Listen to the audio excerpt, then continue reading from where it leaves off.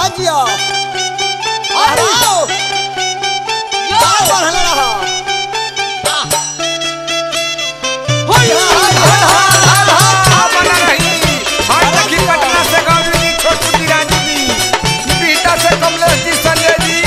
नवदूसरा किशोर तिवारी जी टुनटुन जी अरुण जी सोनी जी नौरतन जी परवीन जी मनीष जी आरा से सोनी सुमन जी प्रदीप जी जगदीश भाई जी प्रकाश जी अभिया से अमित जी सोनी जी प्रकाश जी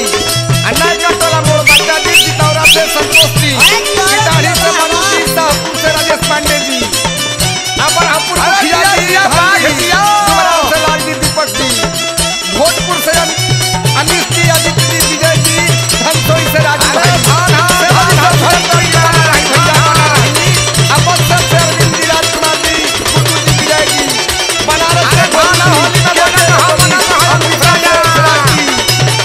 अनमलपुर बरासी से वकील साहनी मुगल सराय कान्हा कर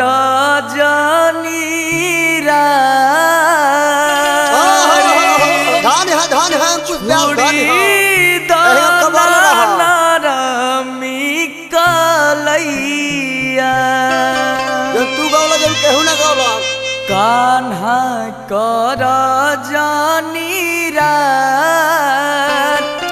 छोड़ी दाना नरमी कलैया